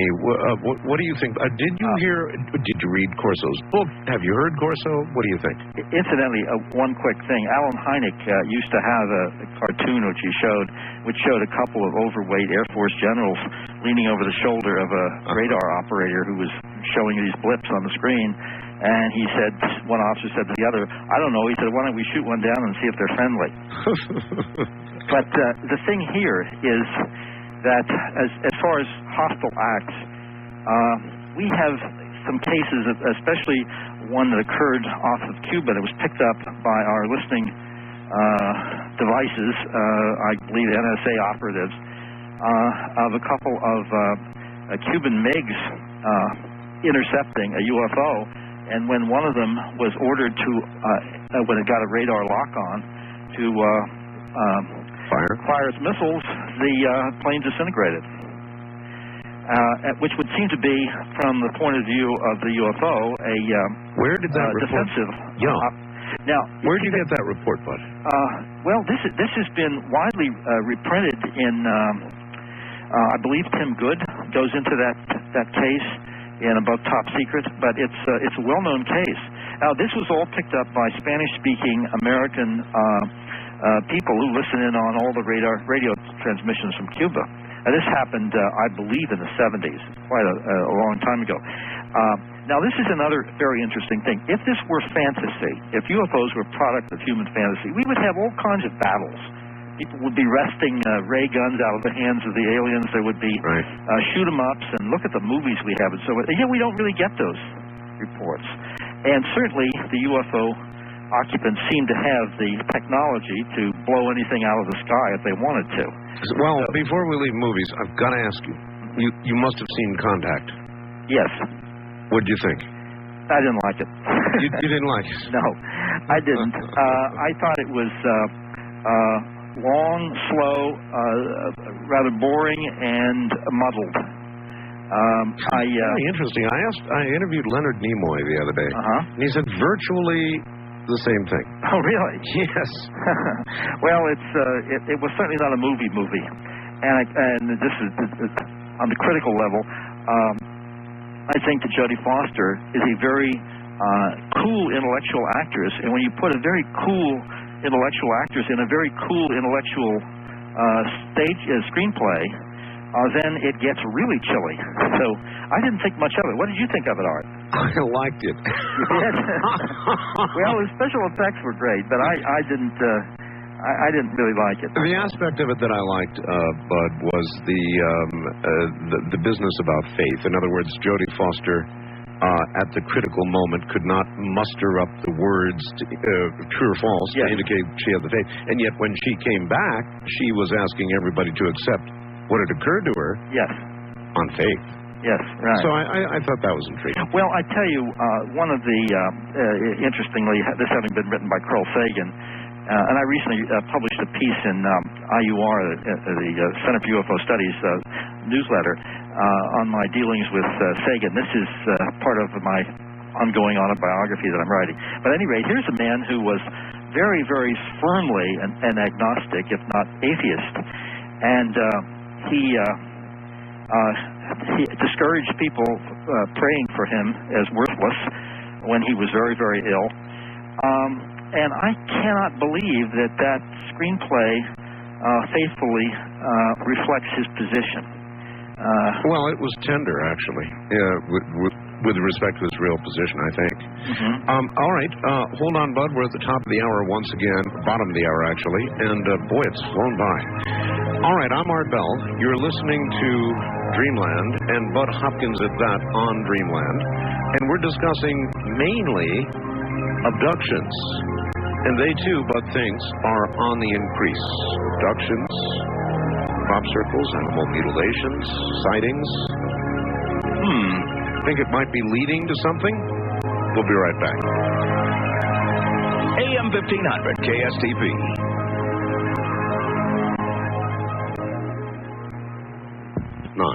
Tell them Art Bell told you to call. That's 1-800-406-0469. Back now to Bud Hopkins.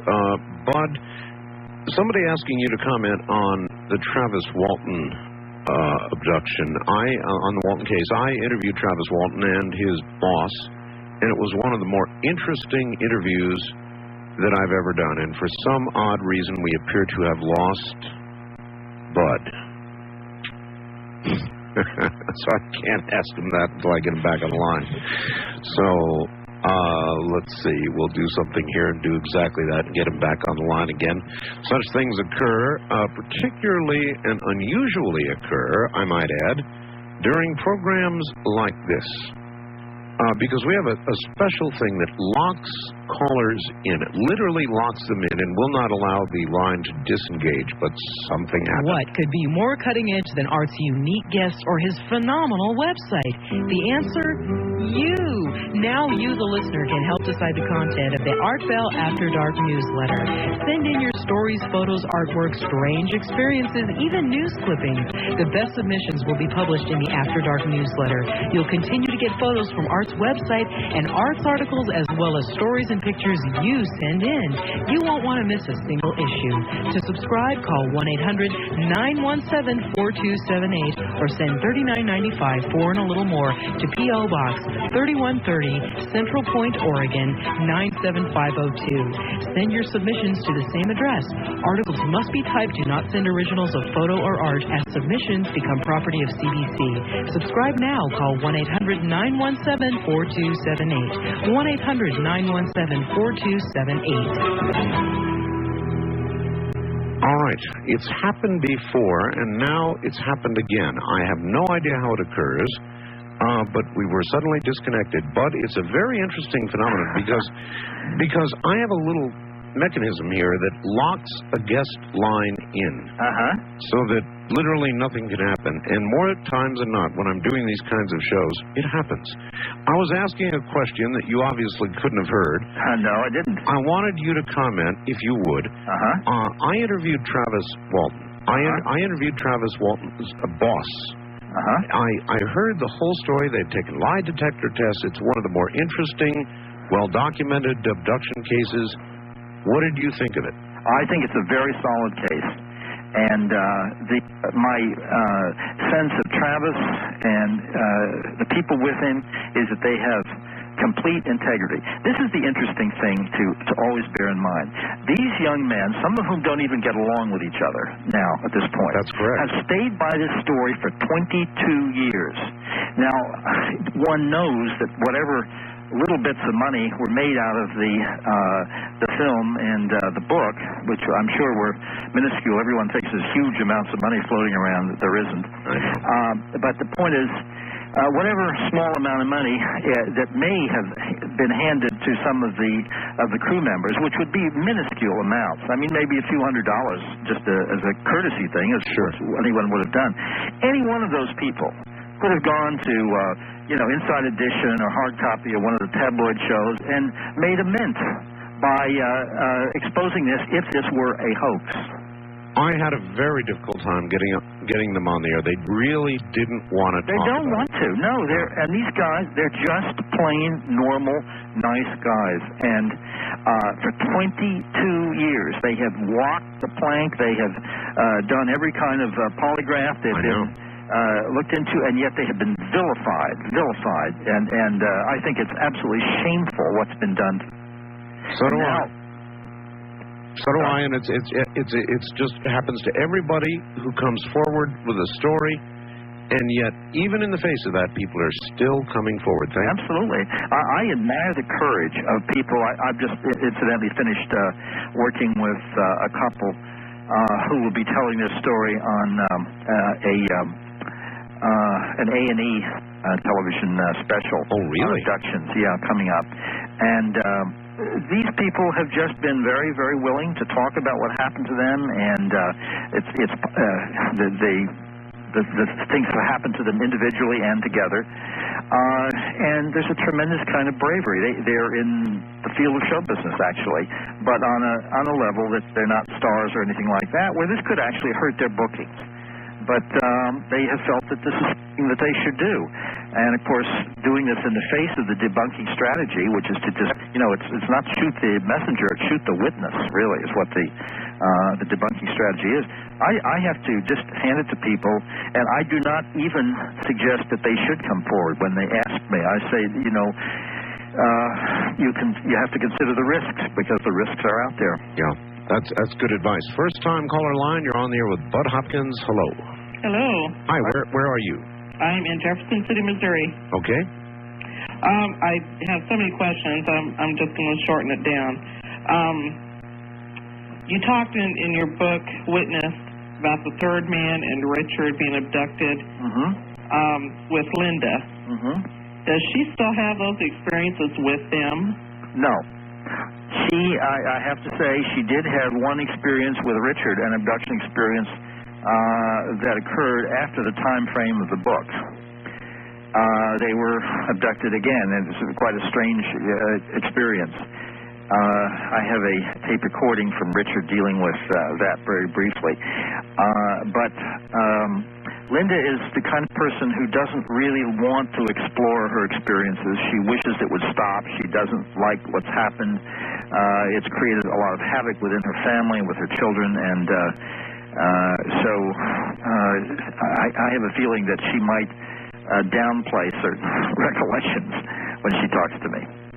Well, I read in your Intruders, and I think it was Kathy Jordan that wrote the book afterwards. Abducted. Yes. I'm always curious. Are you still in touch with some of these people? Do you still go through their experiences? Absolutely. I have a huge network. I've worked with now over 600 people, one-on-one abductees that I've dealt with. This is over the past 20-some years. And I am in touch frequently with some of the abductees. I try to chat with them whenever I can. It's a huge number of people. Of course, I don't keep in touch with 600. But I was about to ask how you vet the cases. In other words, there are probably people constantly writing you. I can only imagine how many letters. Oh, it's awful. I would say, incidentally, that I receive every single day, through letters or phone calls or whatever, at least 2 new potentially strong abduction cases. Now, that's amongst all the other letters that are more ambiguous. But I mean, 2 a day that require investigation. Now, this could be in South Africa or Zimbabwe. Or incidentally, I'm going to be traveling very shortly to first to Australia, to several cities, giving lectures, and then to I'm going to Germany, to Dusseldorf, to a conference, and then to Acapulco, and then to Brazil, and this is all before Christmas. That's a lot of travel. It's a lot of traveling. Well, this is the subject is one that people here discussed, and I'll be talking about the witnessed subject matter too in that. But the point is, in those cities, I inevitably run into other abductees and try to find someone for them to work with in those particular cities. We have. I presided over a small support group, actually, in Rio de Janeiro a couple of years ago, and I've done the same thing in Brisbane, and we'll be doing it again. So this is a global phenomenon. There's no possible way that the people can find qualified, sympathetic investigators, hypnotists, therapists to work with. That's a good question. So what do they do? You said there are support groups. Are those, you've got a website, right? I have a website, yes. And I also have a post office box that people can write to me the old-fashioned way. All right. And that is, you write to me, care of IF. That stands for Intruders Foundation, but just IF. Box 30233. 30233. Right. New York, New York. And the zip is 10011. Got it. People want to drop me a note about their experiences, and I have a network of people around the country and some people in foreign countries who I can refer people to. It's far from as large a network as we need, but we're trying to work on it and to expand it all the time. All right. Wildcard Line, you're on the air with Bud Hopkins. Hello. Hello, Art. How are you doing this evening? Fine. Hi, Bud. Hi there. You know, I've read Intruders, and what is that, like a 12-year-old book? 10. Well, it's a great book. It's a great book. And I appreciate your writing, and I agree on you with a lot of points about abduction. However, I don't necessarily believe in it to this day, even though I think your books are extremely interesting. But I did want to ask you, you know, first of all, I don't quite follow you on the genetics part. I don't think they're interested in our genetics. This is just a personal view. If they are there, indeed, I think they're long since passed on that genetics technology, and probably no interest in that whatsoever. But I would like to ask you, I'm scared of UFOs, personally. I've seen 12 of them that were extremely close and very disheartening. And at the same time, I'm more scared of what comes after it, the helicopters, the military contingencies. And what's your opinion on do you think we really have anything nailed as far as the UFO, the ET syndrome, or do you think we're just not in cahoots at all to this day? And well, actually, that's a very good question. In other words, he's right. There are frequently helicopters and military personnel involved either during or after an event. Yeah. Well, this is the thing first, Art. It is, in essence, something you hear about, but which is very, very rare. In other words, of the 600 or so people I've worked with who have, I felt had abduction cases that I had no reason to disbelieve whatsoever, I would say only a very small handful of those people seem to report what would seem to be government interference with them. Debbie Jordan actually being one, and she's a woman of extremely high credibility. But this is the problem. If there are literally, as we believe, and I think the evidence is very strong for this, that there are literally millions of abductees, there is no possible way that the government, we don't even have 500,000 people in the Army, that the government could harass or surveil or whatever, even a tiny percentage of the number of abductees that actually exists. Now, in terms of the helicopters, the black helicopters, etc., I don't quite know what to make of this phenomenon, because if it's the government, it's the dumbest thing in the world, because, first of all, you can't do any sort of surveillance in a huge, noisy machine. All you can do is intimidate, and it never seems to intimidate anyone. People just get angry. It doesn't seem to work, whatever it is. Plus, I've had a case from Florida where a woman described this black helicopter with tinted glass coming down over her backyard. She's an abductee, again, a woman of very great credibility. And the interesting fact was there was no prop wash at all. And this thing was, something like 50 feet up. So we don't know what it's connected to, the black helicopters. The fact that there's a cover-up, I have absolutely no doubt about that. And the fact that people seem to have been followed around in particular cases, as I mentioned, the Debbie Jordan case is one that's quite strong. No doubt about the fact the government knows. Oh, no, not at all.